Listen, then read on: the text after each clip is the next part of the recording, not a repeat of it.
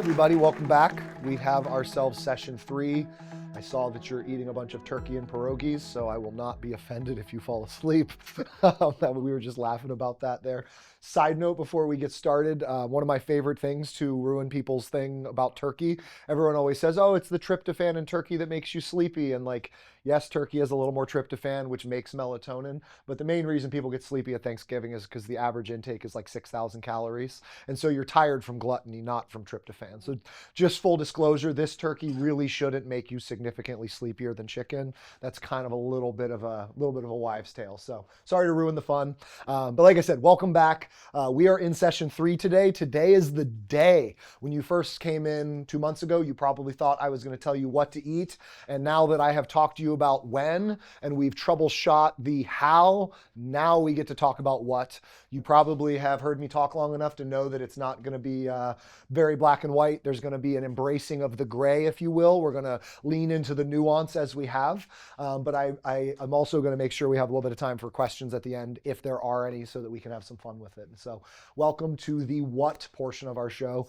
As you guys remember, I am Andrew Wade, dietitian by trade, but also self-proclaimed director of wellness for this. The whole point is that you have a monthly meeting with your wellness director so you can keep your health and wellness on track.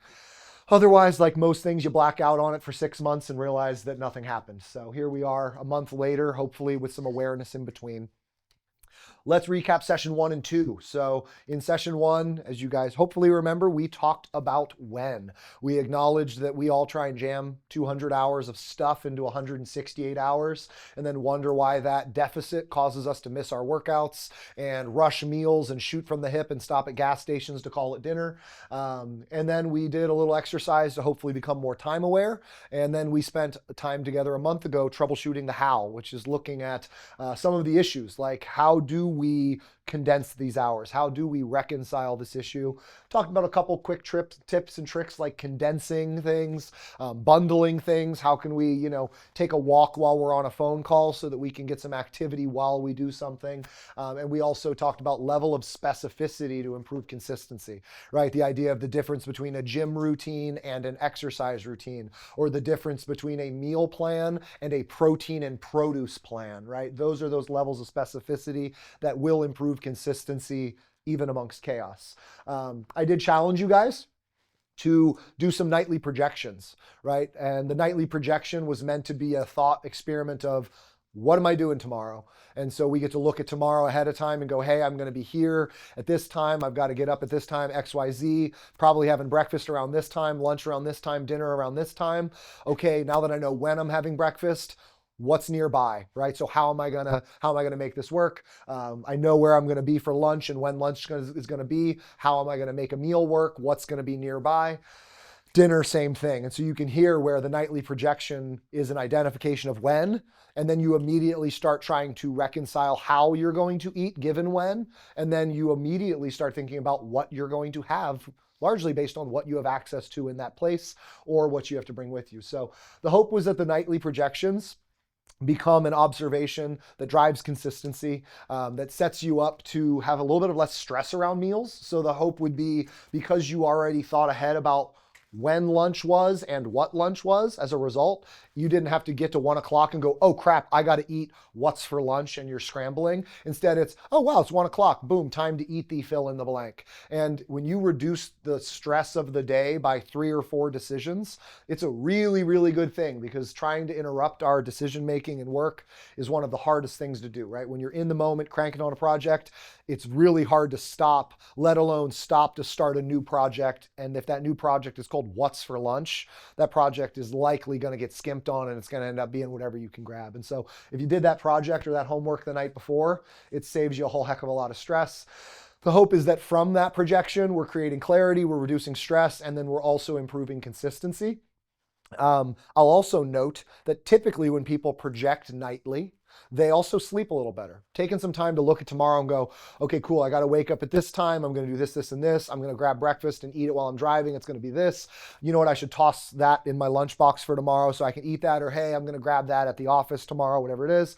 Now, all of a sudden, you've walked your day, which means your brain isn't going to wake you up at 3 a.m. going, holy crap, are we ready for the day to come? You already did it. You already did that homework. So if you didn't do the nightly projections, I would encourage you to try it. I will be honest, it is the single most effective habit I have ever seen in my work as a dietitian. Like, more so than meal tracking, more so than food logging, which are pretty powerful and potent. Nightly projections walk you through your day, and they have such an impact on your food, your move, your sleep, your stress. It is one of the simplest things. It takes 5 minutes, if we're being generous, to pull up any of these apps that I have listed, and I'll mention them briefly, and just ask, where am I going to be tomorrow? When's breakfast, lunch, and dinner? Where am I going to be with it? What do I have access to? And when am I working out, right? All those types of things. Just walk through your day in pencil and see what happens. The iPhone iNote, or a notepad app, as you know, for Android users, is really one of the easiest things to do. Type the date and then project what's ahead, right? Like, it's just a good visualization tool to project out. AnyDo is a mobile app that you can use that actually is like a task app. So you basically make your list, your to-do list, and it gives you the satisfaction of when you're done with the item, you get to swipe on it and it crosses it out, which is like, satisfying. And then you can also use your calendar. Obviously, we did our big calendar printout in the beginning of all of this, and you're always welcome to look at your calendar on Google and look through your day and then install breakfast, lunch, dinner, workout, all those kind of things. So if you didn't try the projections, I would highly recommend it. Give it a full 2 weeks as a minimum, because you will note that, like a Roomba, you just start to like kind of self-engineer and work your way and plug in. You'll get better at it. You'll also start to notice in real time that practicing the when and the how, the what gets better week over week. So day one, it won't feel like anything. And by day 14, you'll be like, I'm eating way more consistently, and I've been eating vegetables a lot more, and I haven't had to like shoot from the hip, and food hasn't felt as like, you'll really notice over a 2 week span. So give it a try before you buy, and money back guarantee, because it didn't cost you anything. So okay, so that was the when and the how. Now we get to the what, which is we get to ask, what the heck am I eating and what the heck am I doing for exercise? Not to beat the dead horse, but the thought behind it is, once you have your when and once you have the how and you've practiced those things, the what becomes more evident and then also gets better and better with time. And so one of the things I like to note as a dietitian and wellness director is that, just like most other projects, skill building is iterative, which is to say, like, you're gonna suck at it at first, and you do it and you get better and better and better. And so if we've built a good when framework and we've troubleshot a how that we're getting a little better at, and then we start to get better at the what ends up happening is the food gets better and better and better and better over time. So we want to give it time to plug in and to practice and to iterate. And when you have the when and how, the what becomes obviously a lot more focused. And this is just that reminder that when people start with the what, they just follow a blanketed meal plan. It lasts on average 6 weeks. And that's just because that what is not connected to your schedule and your life and your barriers and your obstacles at all, which means at some point, willpower is not going to be enough. It's not because you're weak. You could be the most stubborn, disciplined person on the planet, but discipline is usually a proactive energy. Right? Being disciplined isn't suddenly being able to react right in a spontaneous environment. Being disciplined is a projecting energy. So we don't want to rely on willpower and discipline. We want to do our homework ahead of time and set ourselves up to not have to. So what foods are healthy? That's a real fun question. This has always been a really loaded question for me, and I'm going to hopefully shake you guys up with your perspective, which is always my aim. If you've listened to these last 2 sessions, you've probably gotten into that. So one of the first things I like to pull out is we have all been subjected to what I like to call eat this, not that gone wrong. So in 1989, don't quote me on the date, around late 1980s, there was a famous book that came out called Eat This, Not That. Has anyone ever seen it or heard of it? Okay. What's hilarious is you all probably live your life based on it and don't realize it. Long story short, it was a diet book that offered up a food and then said, instead of this, eat this. And so it was like Big Mac, Eat a double quarter pounder instead. Like it just eat this, not that, over and over and over again until you're blue in the face. Fairly cool concept. Downside, it made foods competitive with one another. And over time, that has become this very, very weird thing where we now compare foods when they're by themselves. And I hate to tell you, there's no one food that if you ate it exclusively would be adequate for your life. Food is meant to be paired. Think of food as a puzzle piece making a puzzle, right? And so one of the biggest and kind of stupidest things we do is we have the audacity to grade a food by itself with nothing else with it and decide if it's good or bad. The problem is it's always going to be lacking. Food is an ingredient that is a part of a bigger thing. And so in the eat this, not that mindset, we end up falling into this world where all of a sudden nothing is healthy because you can technically criticize any food.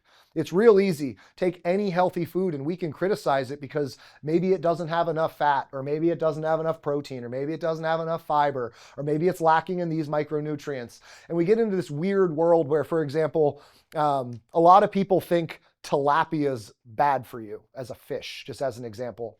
And yes, there's some conversations to be had that we don't need to go down the rabbit hole of it was like farm raised and the farms were sometimes poorly managing and not feeding it well. That said, the protein of that fish is just a solid protein source. And they'd say, yeah, but it's not as healthy as salmon. Well, why? Well, it has less omega-3s. So does a chicken breast. So like tilapia has more omega-3s than a chicken breast. Is it healthier than chicken? Well, not necessarily. It's a different meat. So you just get into this whataboutism where you start criticizing ingredients and then people come into my office and they're like, what's healthy? I don't even know what to eat. That is eat this, not that gone wrong. So one of the things I like to encourage people to do is to evaluate the sum of the parts, not the part themselves. One food ingredient or one food item is never good or bad. We need a whole heck of a lot more information before we can really judge a food. And something we talked about last time that will come back up this time is that a lot of the foods that we deem unhealthy are typically how we're eating them, right? When we talk about things like ice cream and pizza and cookies and some of those foods that we touched on last time, we'll dig into more this time.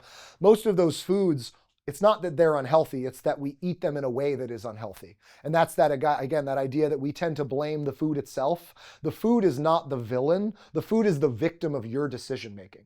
So let's make better decisions. Then let's look at what that looks like. So anyone heard of the glycemic index? Show of hands. It's the thing that rates things based on how it affects your blood sugar. So it's commonly used for diabetics. Pretty cool idea, right? Let's assign a value of 100 for glucose, which is just straight sugar that our body is ready to take in. And then we're going to grade carbohydrate foods based on their glycemic index, right? So foods that are lower have like a slower digestive response. Foods that are higher have a higher. And yes, there are foods that are much higher than even pure glucose, which is kind of crazy to think about. Here's the problem with the glycemic index. Who eats rice for dinner by itself with nothing else? Have you ever had a plain bowl of oatmeal? No? No one just eats pure carbohydrate without any flavor or any fat? That's the problem. Glycemic index is literally meaningless data because you don't eat those foods by themselves. The moment you pair oatmeal with blueberries and peanut butter and then you have some eggs with it, that meal, the fats, slow down digestion in the stomach. The protein slows down digestion in the stomach. It also leads to a completely different digestive cascade, completely changes the timeline of food to blood sugar. So the glycemic index, which is like this kind of cool thing that measures carbs against carbs, doesn't factor in what actually matters, which is what are you pairing those puzzle pieces with? Are they being paired with things? Because that's going to make a much, much bigger difference. So when I talk about evaluating the sum of the parts, I definitely am referring to particularly looking at foods when paired with one another, how they have a positive response. And the glycemic index is a really good example of that. The glycemic index has led to a whole bunch of people wanting to wear blood sugar monitors. And now blood glucose monitors are becoming extremely popular, not just in diabetics, but in athletes and then also in individuals that are like very, very in tune with their body or in their nutrition. But what's hilarious is that's another example of something where oftentimes people don't even understand what normal blood glucose response is. So now they start judging their blood glucose response to a reference that they've assumed that's not actually how the body's supposed to work. And then they start judging foods based on something that's wrong. And so it ends up becoming this trickle-down disaster if we're not careful. And so one of the things I would pose is that instead of us looking at a food by itself and saying, is it healthy or not? Or looking at a food list like the glycemic index and saying, is it healthy or not? I would pose that we actually look at a meal as a whole, like what you're actually gonna, and I'll even call it, instead of a meal, look at the pile you're about to eat, because it may not, let's call it a snack, right? The pile you're about to eat. Let's assess the pile. And what if the criteria for it was, is it delicious and nutritious? Because ideally it's both. And is it physically, mentally, and emotionally satisfying? All three. That's the goal. A quality meal is going to be physically satisfying. Wow, I feel full and it's calorically appropriate, right? Mentally satisfying, like my brain received enough nutrients and feels good. Emotionally satisfying, I actually enjoyed this as like a part of my day. And as a result, said simply, is delicious and nutritious. If we start to say, what should I eat? You should be eating meals that satisfy those things. And anytime we find a meal that does that, you should be putting it in your Rolodex and collecting the heck out of them. And when you have a meal that does not do those things, you should be asking which one it left to be wanted. Was it a healthy, nutritious meal, but it tasted terrible? Was it a healthy, nutritious meal, but you were hungry an hour later? Because if so, that wasn't a healthy meal. It was lacking in some way. Doesn't mean we gut it, but we probably need to tweak it in some way. Was it a delicious meal that was super emotionally satisfying, but left you feeling like garbage physically, right? That's the pizza on a Friday night, like, oh, that was so good, just gone, right? That was also not a healthy meal, but is it because of the pizza? No, it's because of how you ate it. And so this is the parameters I would encourage you to try and use as your food lens. Where this can also get confusing is one of my favorite things is elimination diets now. Elimination diets, for those of you that are unfamiliar, things like the FODMAP diet, amongst others, AIP, they're essentially medical diets that are meant to help us figure out what the body is not responding well to in an individual who has some sort of reaction, whether it's a sensitivity or an intolerance or an allergy or some other response going on. And what ends up happening is we now live in a world where people who have common sensitivities and intolerance follow diets that we then think are healthy because they get some sort of result from it. And then we apply it to the masses and it doesn't work. Gluten-free is a great example of that one, right? Gluten-free, there are people with celiac disease where when they eat gluten, their immune system goes haywire and attacks their small intestine and turns it into a sliding board. And if they do it long enough, it kills them. So like, that's a good reason not to eat gluten. There are also people that are flat out allergic to gluten, like anaphylactic shock from gluten because it's a protein and we're allergic to protein. There's also people that have a gluten sensitivity, which is not an anaphylaxis level of allergy, but it's an intestinal allergy for lack of an oversimplification. And so those people probably need to mitigate or monitor their gluten. By the time you pile that group of people up, it's actually like a pretty decent hunk of the population, but it's not 50%. 10, maybe 20% of the population. The other 80% though now they start to see these benefits of gluten-free, right? So all of a sudden you have people that were massively inflamed and super sick and they stop eating gluten and they feel a lot better. And it's like, well, maybe that's me. And so we start chasing this and next thing you know, it's 2025 and the gluten-free aisles are almost as big as the non-gluten-free aisles. And it's like a $25 billion industry now, something like that. It might be over 30 projected this year, I forget. And what's hilarious is gluten-free 10 years ago was basically like eat rice and sweet potatoes. So people would lose a bunch of weight. And so all of a sudden gluten-free became this like weight loss diet. Well, then once gluten-free got popular, all of a sudden you can get gluten-free pretzels and gluten-free everything. And now gluten-free becomes this really super packaged reality where to get rid of the protein, they add a bunch of oil to it. So it ends up being higher in calories. And now people go gluten-free and they gain weight. And you start to go like, it wasn't the ingredient for everybody in the first place. This is where this personalized dietary approach has to happen. There's other ones that take place. Does anyone here know anybody with rheumatoid arthritis? RA, yeah, a couple hands. So RA is a really good example. Nightshades, nightshade vegetables, which is like tomatoes and peppers and potatoes and a couple other things, okra and some other stuff. They actually, in people with rheumatoid arthritis, cause inflammation. So their joints lock up and all of that.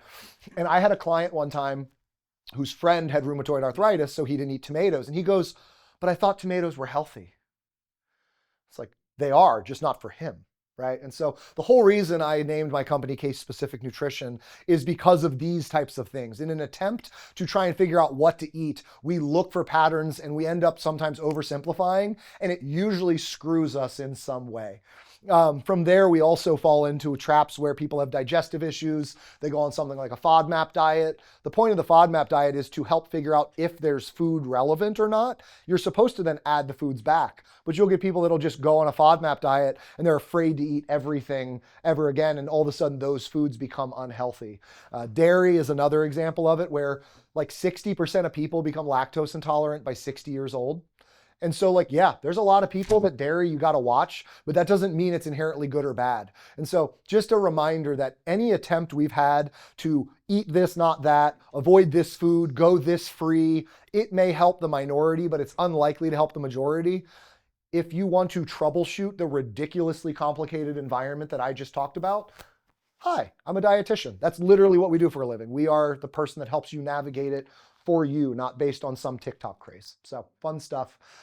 So now we have our physical, mental, emotional satiety. We have our delicious and nutritious.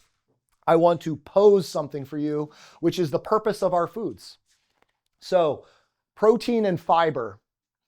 These are the two things that are meant to slow our digestive tract. Protein digests in the stomach, and it also drives satiety in part because it causes that time release effort. Fiber also digests really slowly. So fiber and protein are what basically pace set your digestive experience. And carbs and fats are our energy. Our body uses carbohydrates and fats dominantly as energy.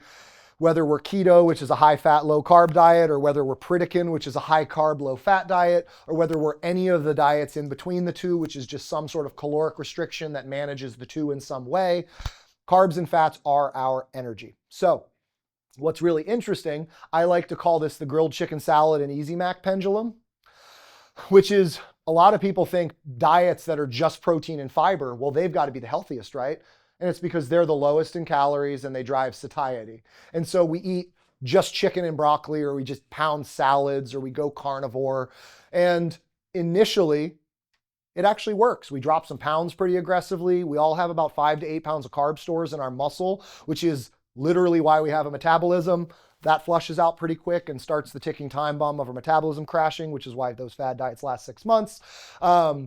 But eventually we start to feel insatiably hungry at the cellular level. Like the body feels hungry. It's not just the stomach, like, oh, I need to eat. It's like a weakness from head to toe. That's because you're not eating energy.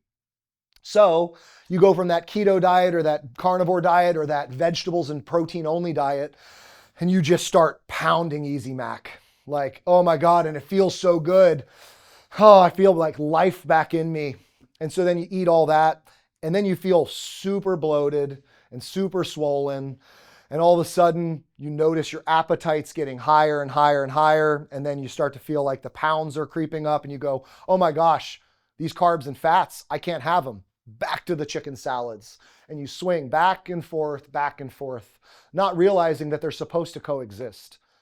So a lot of times, this is one of my favorite things. I get a client that'll be like, yeah, I'm just like, I eat really healthy during the day. And then like the evenings come and it's just like all hands on deck. And I'm like, what I just heard you say is that you barely eat during the day and you think under eating is healthy. They're like, oh, interesting. That's not ideal. Yeah. So what we really would like, I don't want you to eat the grilled chicken salad. I want you to eat the grilled chicken salad with a serving of mac and cheese. Without the grilled chicken salad, you eat the box of mac and cheese. Without the mac and cheese, the grilled chicken salad makes you hate your life. The whole point is delicious and nutritious. Every food that you have a preconceived notion is bad for you, it's because you overeat it. And the reason you overeat it is because you don't give it the right friends. That's pizza, right? We call pizza dinner. I told you this last time. Pizza's not dinner. Pizza's mac and cheese. It's the side dish. It's the carb and the fat. It's the delicious part of the meal. It is the flavorful part of the meal. It is the energizing part of the meal. But when you only eat it, you overeat it, you feel like crap. So then you swear off pizza, your favorite thing, and you eat only chicken salads and you hate your life for a couple months. And then eventually you eat the pizza again, and guess what? You overeat it because you didn't learn the actual lesson. The pizza isn't the problem. It's your relationship with the pizza. If you ate a grilled chicken salad and 2 slices of pizza, you'd feel fantastic. And to be fair, I could have someone eat pizza every day and lose weight if they were willing to do it right. It's not the food when we think about it that way. So the grilled chicken salad and Easy Mac paradox or pendulum is that tendency to swing back and forth from only the protein and fiber, which the protein and fiber is our sense of fullness, satiety, and slow digestion, to only our energy sources, which again cause us to gain weight and feel very hungry and not satisfied. The sweet spot, that delicious and nutritious that I just talked about, right? That physical, mental, and emotional is typically from food pairing. It's that idea of a grilled chicken salad with a little pile of mac and cheese next to it. That actually sounds pretty good all of a sudden, right? You can take a lot of boring, healthy meals and pizzazz them up with something fun from one of your favorite things. Have a smaller serving of a favorite thing you overeat. Pair it with a boring thing that you reluctantly eat. And all of a sudden you have a meal that is both delicious and nutritious. And what that ends up doing is instead of pendulum back and forth, which causes scale up and down and energy up and down and mood up and down, you start to become more consistent. And consistency is what is king when it comes to health and wellness. Getting off that pendulum is really what we want. Drive-through paradox. I'm in the line at McDonald's. I'm in the drive-through. I screwed up, didn't I? That's a common mindset. You're already there. You screwed up, right? You're in McDonald's. And so one of my favorite ones is people that, when you make fun of someone that orders a Diet Coke with a Big Mac and fries. It's like, why'd you get the Diet Coke? Just get the soda. That's you saying that you already got a flat tire, might as well slash the other 3 tires. You've already been minorly inconvenienced. You might as well just maximize inconvenience. That's telling the alcoholic, you just had a shot of vodka, you ruined it, might as well clear out the liquor cabinet and lose your family. What? Literally, what are you talking about, right? So the drive-through paradox is the observation that we have this very pass-fail mindset. Hear me out. Say I have a client who's been eating heavy his whole life, weighs 450 pounds. And his typical meal, he does the dollar menu. Just literally one thing, one of everything on the dollar menu. And he gets his Coke. And he comes into my office and he's been maintaining his weight of 450 pounds from that. If he switches to the diet soda, he's going to lose a pound a week. Doesn't seem too stupid anymore, does it? Right? You start to realize calories accumulate. That's how that works. And so any calorie reduction is either progress towards your goal or mitigation from regression, right? So if his weight trend is here, all of a sudden, diet soda, bop. Side salad, bop. Grilled chicken sandwich, bop. Each decision accumulates. And so I don't care where you are. I don't care what you're stuck eating. You can make a better decision. There are plenty of options at every fast food restaurant that you can make the decision. But in your mind, you justify, well, I'm already here. Might as well just go nuts. Let's get 12 tacos at Taco Bell. We've got to look at that behavior, but also to reassure you that healthy can happen. Literally one of my favorite things that I ever heard from a client, it was actually in the second session. And so we had met, we had kind of, shook up his thoughts a little bit. We started working on making better choices, some of those things. And he comes in and it was one of the most honest evaluations, a very self-aware evaluation. He goes, I've been listening to what you said. I've been kind of using the references, the meal ideas. And he's like, I'm probably I'm probably hitting it 65, 70% of the time. He's like, but even when I'm not, I'm trying to make better decisions. He's like, like the other day at work, we had a pizza party and I picked the cheese instead of the pepperoni. It's like, well, that saved you 50 calories a slice. That wasn't a zero issue. And that's that idea that instead of deciding pizza was the problem, so we might as well slash the tires or clear the liquor cabinet. No, there's a chance to make a choice here. There's definitely an opportunity. And so that was just one, it made me chuckle because I was like, that captures exactly the mindset. It's just such a fun thing to think about. So, last note I'll mention with the purpose of our foods is just to reinforce the combining aspect. Part of the reason I like that protein and produce mindset I've talked about is because that's the thing that tends to go absent. When we're rushed, when we're busy, when we're out and about, when we're settling for food, reactively, protein and produce is what disappears, right? It's that, what's the, that one book, I forget the name of it off the top of my head, but it's that sentiment of like, if you're using a fork, we're doing something right? That's where vegetables and protein disappear because it's not as convenient to eat. But it's to say that the protein and produce is basically a practice of looking for an opportunity to add protein and produce to the meal. So no matter where you are, no matter what you're doing, you're going, what's my protein, what's my produce? And that's going to be what helps you order a side salad at a McDonald's or pick a Chick-fil-A because they've got a Cobb salad that tastes better. That's going to be the reason why you go into a Sheetz and you end up getting one of those little fruit cups or one of those little veggie cups. That's going to be the thing that tell the person at the sub shop to add extra vegetables or double the chicken breast. When you have a protein and produce first mindset, any place you're at, you can literally ask the question, how can I add some protein to this? How can I add some produce to this? It is a framework that you can walk in anywhere. And I gave the wedding example before, but you can walk in anywhere, even a wedding, and go, okay, how can I prioritize the protein and the produce? And what you'll notice is how you eat starts to change. And when you change how you eat, you will immediately start changing the results you get from the food. And now, is this going to lose 50 pounds in 50 days? Hell no.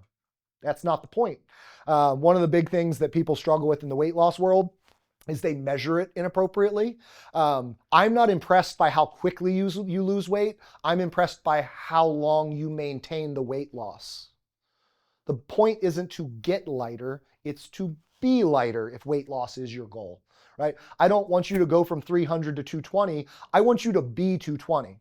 Which means you need to adopt habits of the 220-pound you. If you just hold your breath and avoid the world for 80 pounds, that's cool, but when you're 300 pounds again in 3 years, guess what? It's because you didn't play the game right. You never learned how to do the thing. You went to the chicken breast with salad and you avoided your mac and cheese, and then we act surprised when the mac and cheese comes back with a vengeance and you eat it incorrectly and you gain the weight back, right? And so we've got to think about the way we process and perceive this sometimes is the wrong measure. Instead of rate of weight loss, we should be measuring consistency of habits. We should be measuring consistency of efforts. We should be measuring our confidence in our ability to navigate. I'm making better decisions at all these different places. I'm at fast food restaurants less often. I'm eating at home more. I'm prioritizing produce more often. Like, as we watch these interventions and insertions accumulate, the outcomes are inevitable. But the more important thing is they're going to be a genuine outcome of your efforts, and you're going to be more connected to your efforts, which means you're going to keep doing them long after the scale tells you you won the game that you were just playing.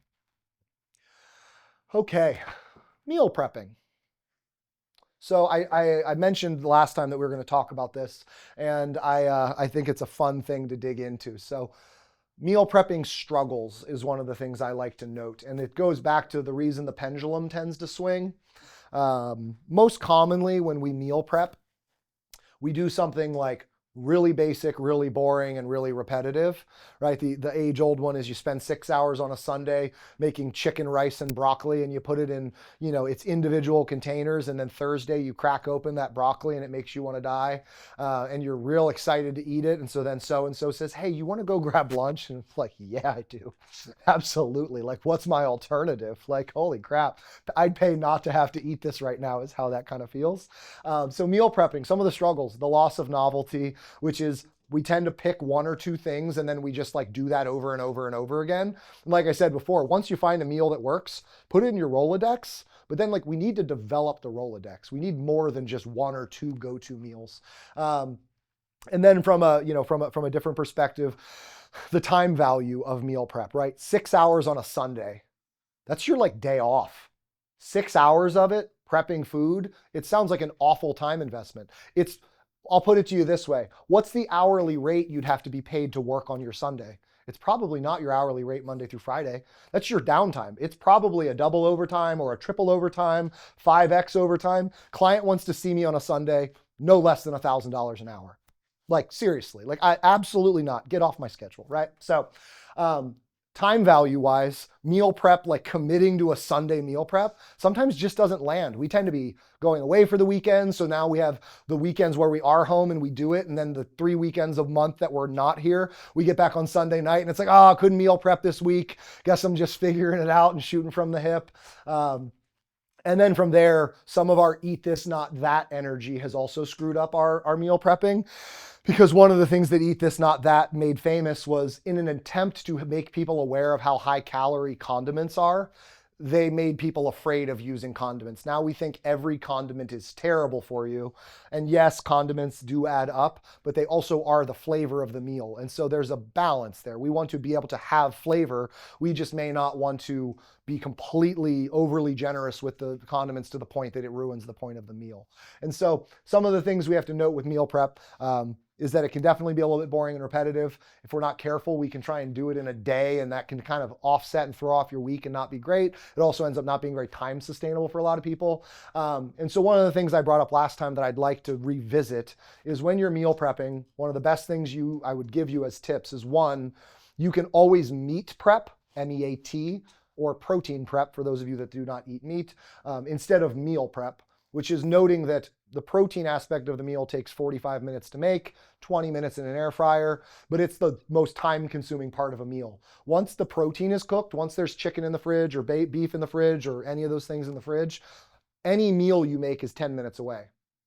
Right? You need a rice or a potato or a tortilla or some sort of base. You need some sort of vegetable. You need some sort of sauce. And there's a million ways to combine those things. And so if you don't have time to meal prep, you can meat prep, and that will set you up for the week. You'll be much more likely to be able to pair things together. So that's one of the quickest tips. The other thing I had mentioned last time that I'll reinforce this time is oftentimes we need to meal prep more than once a week, and that reduces the time value in one day. So like if you meal prep on Sundays as a part of Sunday dinner, and then you meal prep Wednesdays, that sets it up so you're only making food for like Monday, Tuesday, and maybe part of Wednesday. So there's a little less to prep. You may not mind the variety as much.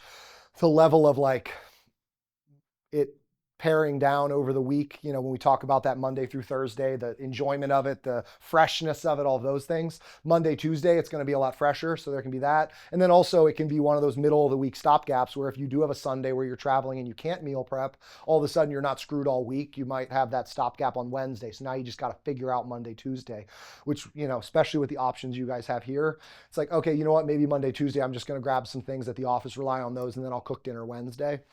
The other thing we can do with meal prep is when you meal prep, cook 2 meals.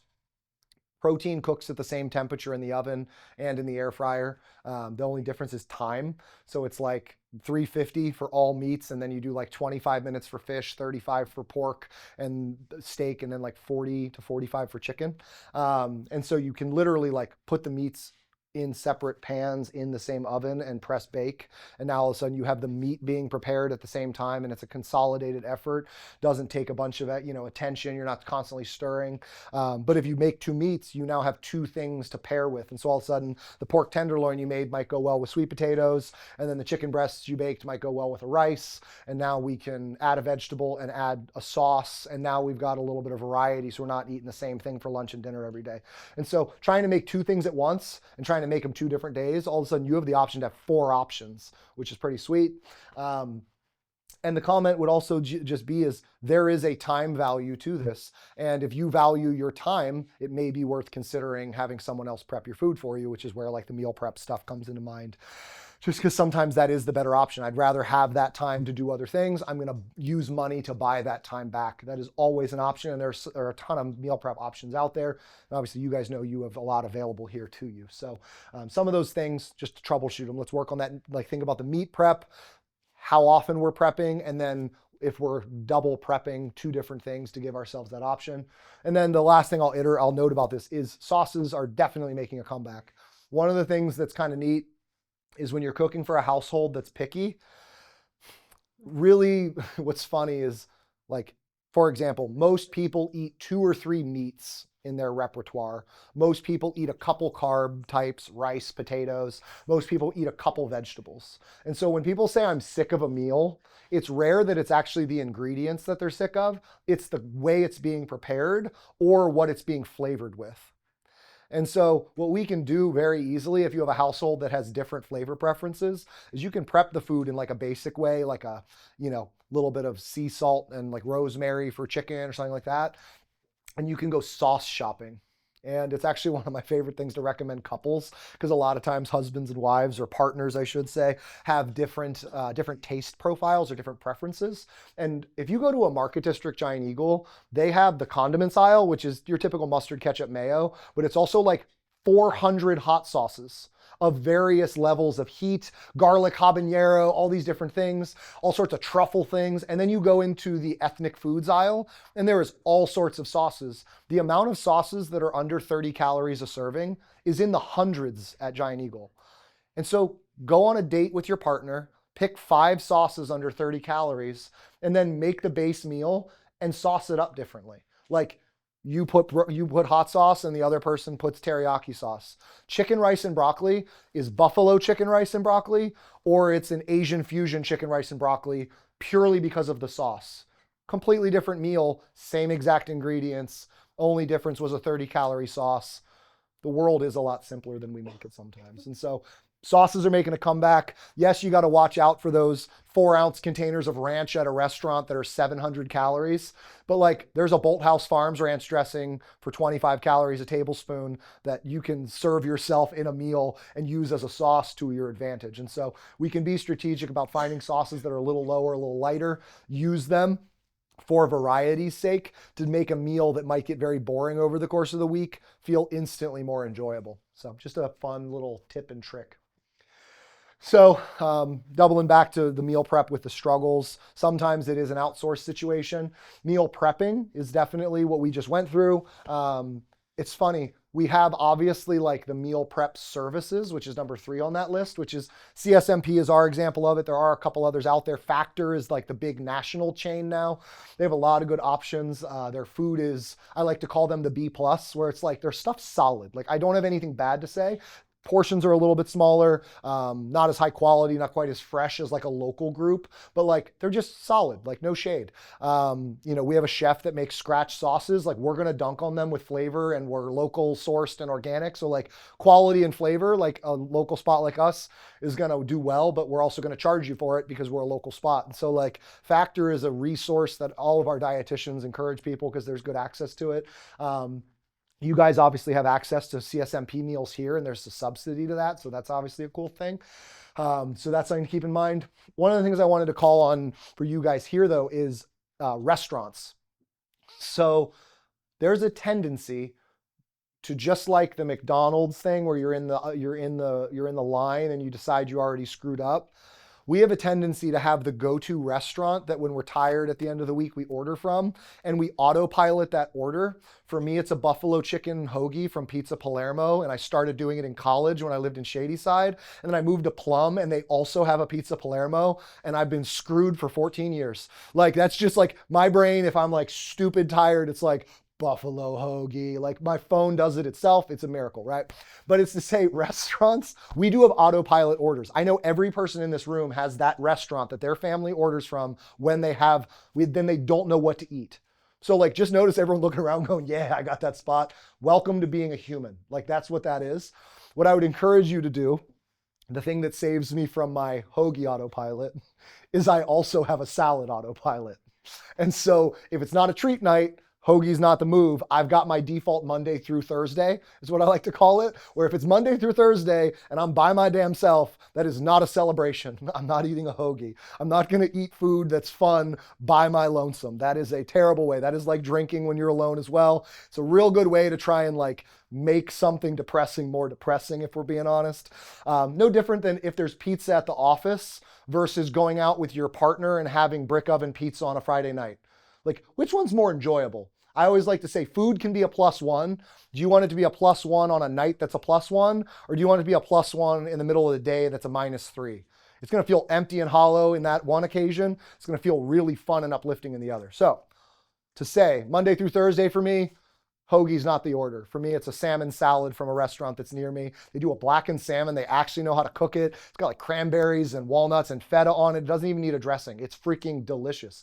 Auto order. So restaurants, it is an excuse to say I can't get healthy because I eat out too often. No, you eat out incorrectly. And so through the frameworks that I just gave you, the protein and produce focus, looking at delicious and nutritious, looking at mental, physical, and emotional satiety, you can absolutely pick things at restaurants that are good. And I would encourage all of you to meet up with your family squad and identify the restaurant you guys will order from that you make better choices. I will also challenge you to try and make your default order healthier, which is to say that hoagie I order, I could probably order a side salad with it. And maybe, just maybe, if that side salad had chicken breast and like a light dressing on it and I ate it first, I might eat half the hoagie. If I just order the hoagie, I'm eating the whole thing, right? Like, I mean, I'm a man after all, right? But it's to say, sometimes even if we just tweak our order, we can actually make it better. So don't give up on yourself, just like in the drive-thru. Don't give up on yourself in restaurants either. You have an opportunity, whether you're doing takeout or whether you're on site, to take that go-to order, tweak it slightly to make it better. Typically, it's how can I add protein and how can I add produce? And then when you're trying to find that like healthier outlet, it's where can I get access to a meal I enjoy that's rich in protein and rich in produce. And so that's just like a fun little play around to just turn those knobs and get you guys making better decisions over time. There it goes. Cool. So we just dug into the food what. We're going to touch in briefly on the exercise what. And so one of the things I like to encourage people to zoom out with from an activity perspective is to understand that exercise is a bunch of different things. So we have activity, we have movement, and we have exercise. So those are three separate buckets. All of them are valuable. And so when we think of activity, right, activity is mostly like day-to-day stuff, walking from the parking lot, getting groceries, all that kind of stuff. Just day-to-day movement, where we'll call our like normal steps come from. Movement is when we are using our muscles. So I would say that movement is going to be, you go for an intentional walk of some kind. It may also be that you're doing more strenuous projects like mulching or lawn mowing or shoveling snow. If we have to shovel snow again, by the way, I'm going to smack somebody. I woke up to snow this morning. I was so mad. I was like, really? It's almost April. Come on. But anyway, movement is going to be you're using your muscles a little bit, doing something you don't typically do. Exercise is when you are challenging your muscles to do something they currently can't do. So that's where we think about exercise classes. That's where we think about lifting weights, going for a run, training for some sort of event. When you're training, you're exercising. When you're being recreational, you're moving. And then day to day, we want to look at, do you have just activity in your day to day? What's interesting is that we as a society have like really, really almost overemphasized exercise. And the reason is because we're trying to jam a whole bunch of movement into a small period of time. And it's because we're all so busy. What's really interesting is from a metabolism perspective, from an inflammation perspective, from a calorie burn perspective, and specifically within calorie burn from a ratio of how much carb versus fat is burned, because your body burns carbs and fat at the same time. That's a very controversial take because people are sold now to think that you can't burn both. It's like, no, metabolically speaking, you burn both at the same time, always.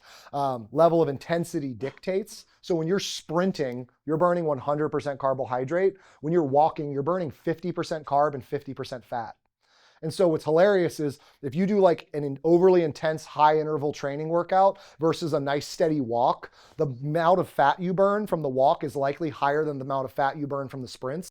Sprints were better for muscle growth. The sprints were better for lungs and heart, but like the walking was actually anti-inflammatory, non-appetite stimulating, and fat burning. And so you start to hear like, which one should I do? Ideally both. Like we should have all of these. So ideally, you are trying to increase your activity daily. Parking a little farther away, having a standing desk, taking a walk between meetings, walking while you're talking on the phone, ways we can increase our activity. Ideally, you're increasing your movement, taking more intentional walks, getting more involved in yard work, doing something recreational like joining Pittsburgh Sports Leagues, PSL, or joining one of the things that you guys do around here. And then ideally, you're also exercising, which is to say you are challenging your body. You are getting out of breath, sweaty, and or sore at least twice a week, ideally 4 times a week. And so if we can work on the buckets, you can start to turn the knobs and get a little more active, add a little more movement, and then challenge yourself a little harder. We don't have to live in a world where you're exercising 6 days a week. In fact, exercising 6 days a week is not ideal for most people.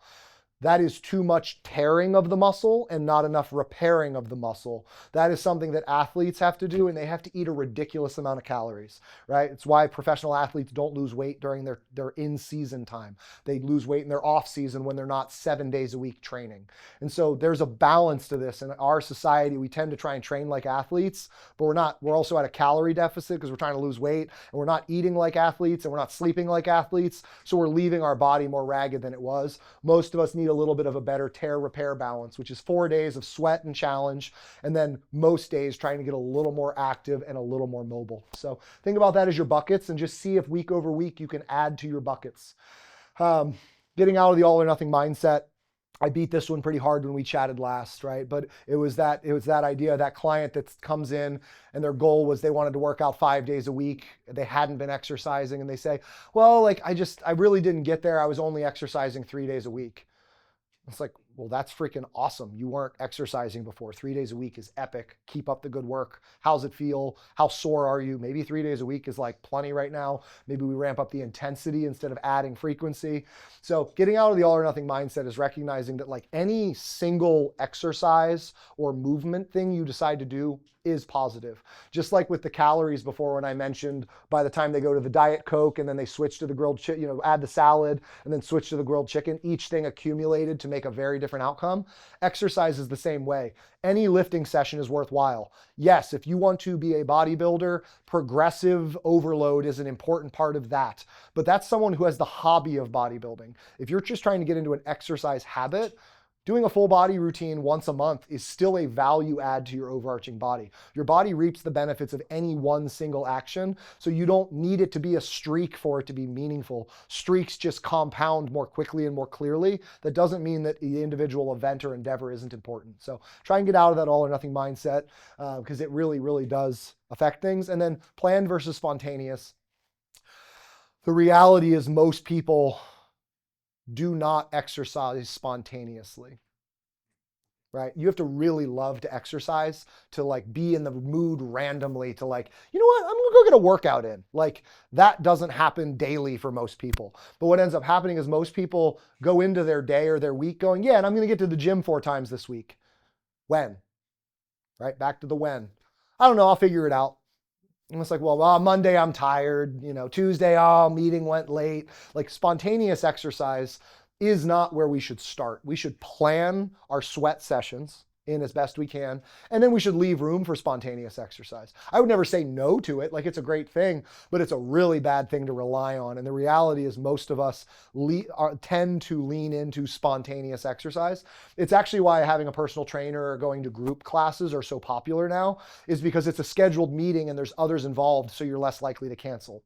If you're really good at making meetings with yourself, you're probably someone that can go to the gym with very good consistency solo. If you're someone that tends to cancel your meetings with you in favor of meetings with others, you might need to hire a trainer or do a group class or join a gym that has some sort of accountability so that when you're canceling on somebody, which is going to hold you accountable. If you do that for 90 days, you may find that you're in the rhythm well enough that then you'll stop canceling the meeting. But sometimes you do need to pair it with others. And so plan your exercise if you need to. Bundle it with some sort of accountability if you're somebody that struggles with that. And then be open to figuring out a way to move. There's nothing wrong with saying, yeah, oh crap, yeah, I'll get a workout in. But if we rely on that, it's going to be once a month at best.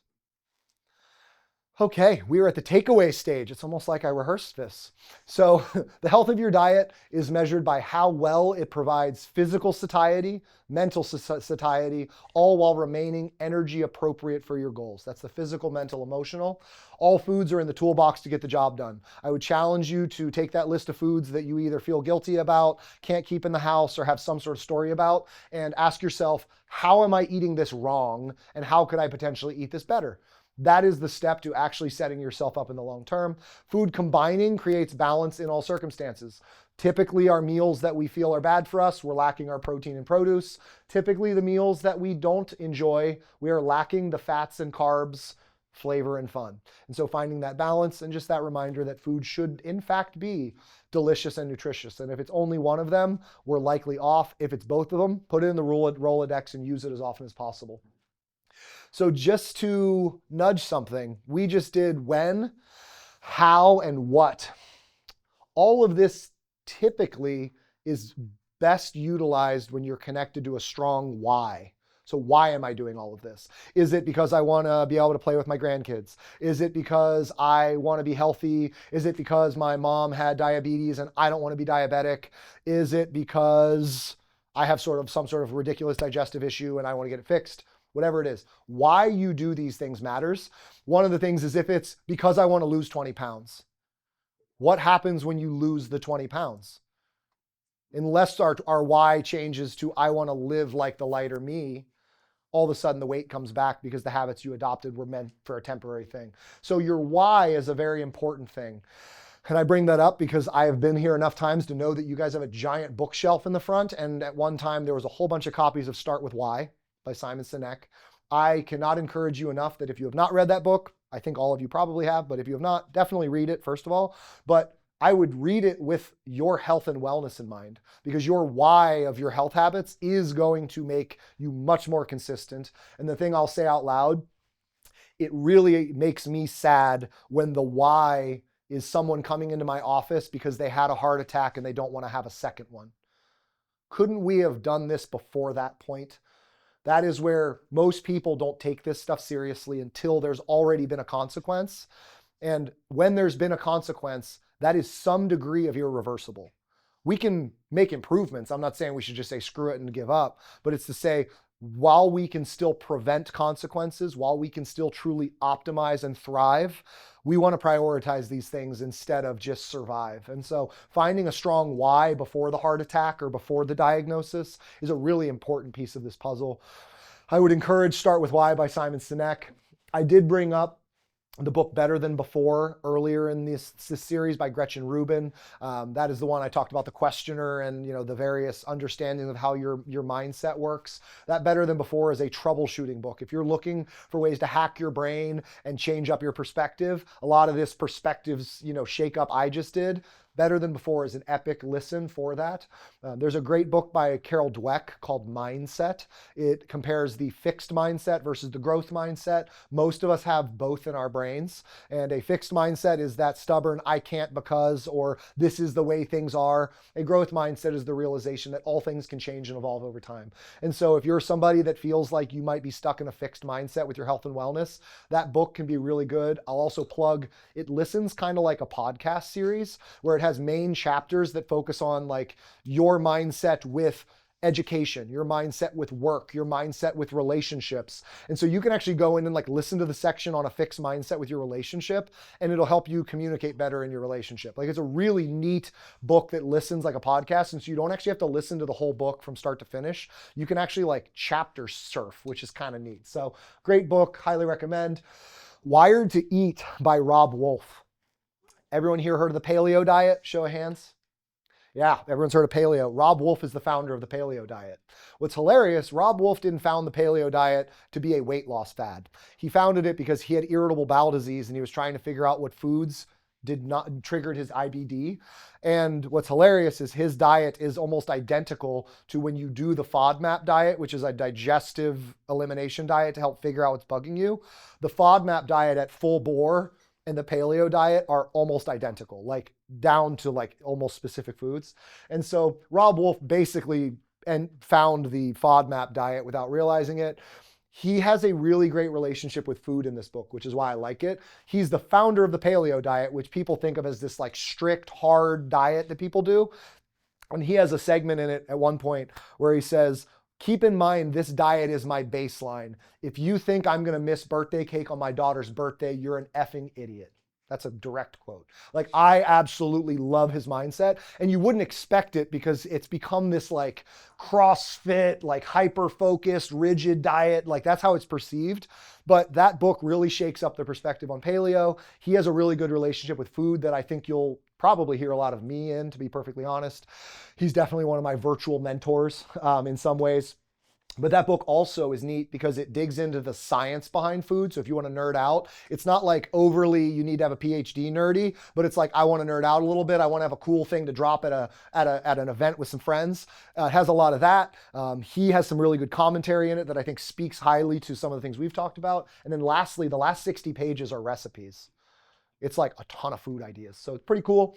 And then the last book is The Infinite Game by Simon Sinek. That book, it's one of Simon Sinek's other works. For me, that one was one of the most impactful reads from Simon. And the reason I bring it up in this is the argument in it is that the goal of this game is not to win, but it's to keep playing. And he talks about it from a business lens. So for me as a business owner, my goal isn't to win, it's to keep playing. I want to stick around to make a bigger impact. Well, when it comes to your health and wellness, what people do wrong with diets is they treat it like a finite game. The goal is the finish line. It's to lose to X pounds and get to this, right? It's to get to this finish line. The goal of your diet and eating and moving and sleeping and self-care is not to win, it's to keep playing, which means if you're going to come at it from a perpetual mindset, you first have to shift your mindset with it. And so that book applies to life in general, but really does apply if you want to shift from this yo-yo diet mindset to something that's more sustainable. We need to realize you're not trying to win, you're trying to keep playing. Okay, we've got, oh man, I hit it like spot on time. Wow. I ate up question time. I apologize. Got on my soapboxes a couple times there. One of the things I want to note real quick is if you have questions, please email me. My email address is on there, Andrew at Case Specific Nutrition. I will respond, I promise. I don't promise how quickly because it depends on how many fires I'm putting out in my business. That's just how it works. If any of you interact with Jason, you probably have a similar experience. You can follow me, Pittsburgh Dietitian, on Instagram. I do post all sorts of Mindset Mondays, Thoughtful Thursdays, Fun Fact Fridays, pontifications. So if you've enjoyed this energy, it's there. Open invitation, no obligation for sure. We also have our case specific stuff. You can check us out on YouTube. We have a ton of videos. We have a podcast where we dig into all sorts of cool stuff.